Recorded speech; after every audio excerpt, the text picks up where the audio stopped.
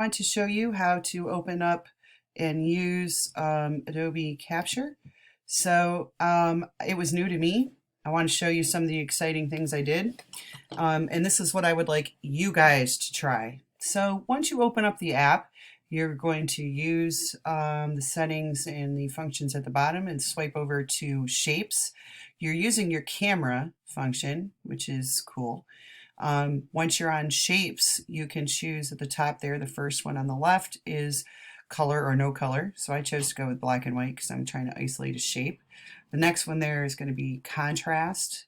And you use a slider to determine how much contrast you want. And then by playing with that slider, you're going to isolate black and white areas. And then you're basically cleaning it up and it's applying an auto clean, which I thought was interesting. It's a texture versus non-texture thing. It went by pretty quick in the beginning. You may or may not have seen what my subject was. It was a wall hanging that's got like yarn and lace and ribbons hanging from it. So it was pretty cool. As you do that, you also get the chance to pick some effects along the bottom and then also apply those and adjust those with a filter. So that was pretty cool too. So I'm working my way through those, and then I went back and checked the contrast again just to be sure it was how I liked it. I thought this was really cool because it kind of looked like a spine. I get to the end, I say smoothing on or off. I wasn't sure how that was going to look, so I chose on, and I did like it. I also went through a crop there. That was pretty fast. You may want to walk back through that part and take a look at it again if you want to. This was all done on my phone. I thought that was pretty neat. Oh, here's the cropping, sorry. I did this on my phone with a screen record, so now I'm narrating it because you can't do both at the same time in this case. So that was the shape feature. This was not the most exciting part to me, but you could have a lot of uses for this as a graphic artist. Taking a picture of something, converting it into a vector shape. This would not be good for this, but like for a t-shirt or some other clear cut design or a logo, it would be awesome. So you're going to save it, and I go through some options here so you can see. We're going to talk about Creative Cloud in a few minutes, but you want to save it to your Creative Cloud, okay? I didn't name it on purpose because we're going to do that in a minute. The next option is colors. So here's my subject. You can see it real good now. Where you get it good in the frame, you're going to tap your screen to freeze it. I thought it was a little blurry and I wasn't sure I had it in the frame in place I wanted it. So I reframed it, tapped it. Now you can move those circles around to get the exact colors that you really want to capture forever. And you can see it puts them together along the top, which is awesome. So you're building like your color palette. There it is. It's got them all written by, number. You could adjust them if you wanted. You can get harmonies. There's all kinds of things there. Oh, look at that. Some nice notifications in the middle. So here you have a color theme. And this is where I decided, you know what? I'm going to make a whole bunch of things. I want to save them as a themed, idea. So I decided to call it wall hanging. Okay, next I'm going past looks, I'm going straight to something called patterns. This was so fun. So first choice is color, grayscale, or black and white. That was a no-brainer to me. Next was either bitmap or vector image, and I kept it in bitmap, which is like pixels and in Photoshop. Now I'm into what kind of shape is going to make up this pattern. There were so many options. You can have every kind of triangle imaginable, and you can have squares like in that kind of tile. So now it's the same thing. If you tap the screen, it'll lock it into place, and then you can kind of continue to work at it, but it's not going to be like quite so sensitive. So I'm zooming in and I'm moving around my camera, trying to see what looks really awesome, how much purple I want to show, how much shadow, what part of the green, what happens with the yellow versus the white. It was very exciting. It was a little hard to see with my screen and trying to look and balance and keep in shape or clear. So that was a little challenging. Once you tap it and it's into place, then you hit the big check button, but you can still mess with it. So then you can zoom in and you can see how it's changing at the top. You can also use the arc along the bottom to rotate it, which is what I do next, because you can continue to play with it. Oh, there were things along the bottom I didn't even see on my phone that I see now, which are to rotate it completely. And that other arrow on the right would be to mirror the image. So either one of those could happen. So I decided on something I liked. I decided to name that. And then I'm also sending that to my Creative Cloud library. Save. And then the last thing I'm also pretty excited about is brushes. There's a flat shot of my floor with a dryer sheet.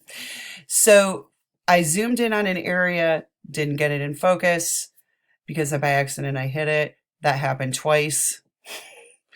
So I just did it again. It was not a big deal. So this time I got a clear picture, and it literally is going to create brushes out of that snippet. And it says right there which program they're going to open in. So it says sketch brushes. It doesn't mean like sketchy ones versus crisp ones. That's a program, Adobe Sketch, which I'm using, which the digital art class is using. At the top, you can see you can crop your picture first. You could refine the settings. You can change the color settings to black and white. Ultimately, I loved it how it was, so then I named it.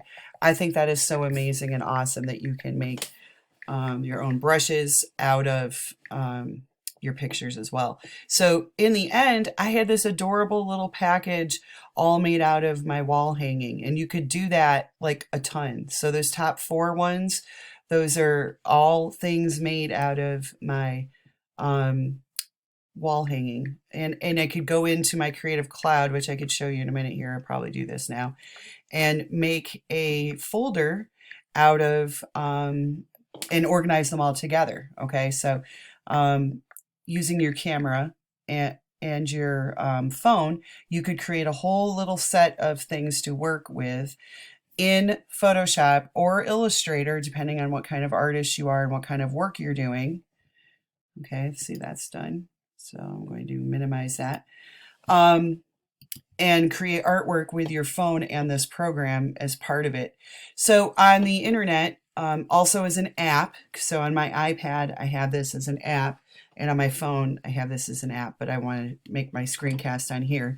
You can go to the website or the app that's called Creative Cloud. So Creative Cloud is just kind of like a big, it's where all the apps connect, all the Adobe art and production, and they also have, like, you know, organizational sort of productivity apps.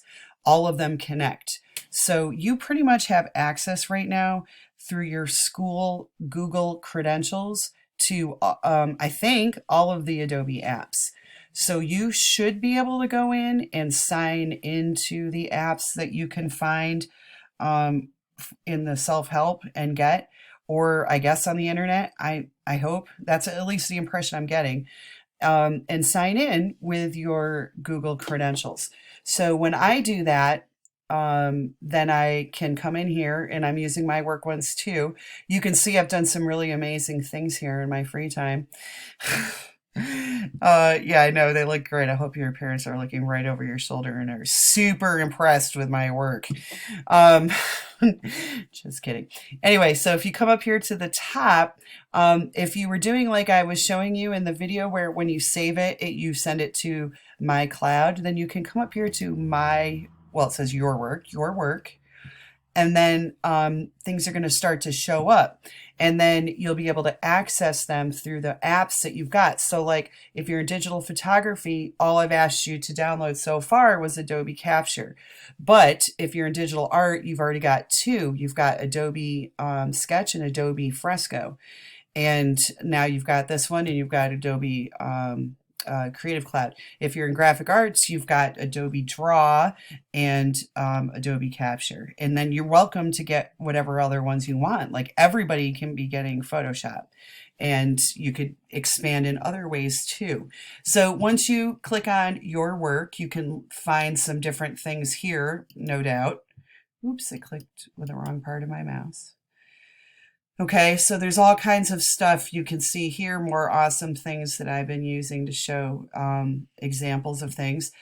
But you might be like, oh, but where are all those things that you just created and blah, blah, blah. And I was wondering the same thing, like, where are those things?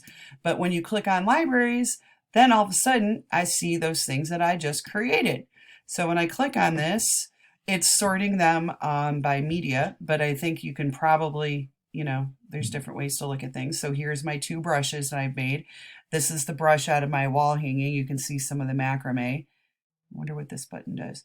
This is a brush that I made out of my doorknob. That's a picture of my doorknob. So that is also pretty cool. Also here, see, doorknob, wall hanging colors. That's nice. I like that. Shapes. That's a boyfriend shape, and that's a wall hanging shape. Here are 2 patterns. This is my doorknob extracted, and hopefully it's kind of low res there, isn't it? You would notice this is a filter pretty similar to Photoshop's glowing edges filter, neon edges. So I thought that was pretty cool. Here is the one, I don't know why it went back to the top like that. You couldn't really see it very big in the video, so come on, you can do it. Here is my made out of my wall hanging pattern. I'm a little disappointed with the image quality, I'm not going to lie. I'm going to have to look at it. Although that, to be fair, that is 400%. So that is pretty blown up. So maybe I was asking too much. People tell me that I asked too much. Okay. And what was that last one? I think, oh yeah, you might find this interesting. So I've been coloring in my therapeutic coloring book to keep myself sane.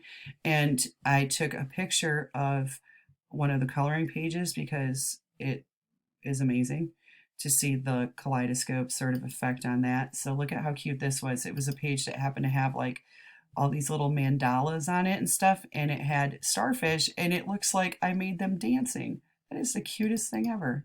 Isn't that adorable? Okay, so I really thought that the patterning was pretty fun. So if you take a look at what happened by using one subject as a picture, I made a shape, okay? I made a pattern, I made a color grouping, and I made a brush. So that is your assignment for this week, is to use the Adobe Capture app and find a good subject that's school appropriate. Take a picture, and if you can go in whatever order you want, but you're going to make a pattern, you're going to create a shape, you are going to capture a color theme from that, and you're going to make a brush. So what you're going to need to do to get that to me, I believe, is probably take, if I call this back up, I think the best way might be a little screen capture like this of your Adobe Capture library. Thank you. And you can upload that. And that would be awesome. That would be sufficient because then I can see them all right here, and maybe you can give them a common name. I'll type up those parts of the directions, but now you'll know that the main part of the assignment is right around minute 13. Okay? Have fun. This should be super fun. I hope you enjoy that. All right. Send me any questions. Office hours, 10 o'clock on Tuesday and Thursday. Bye, guys.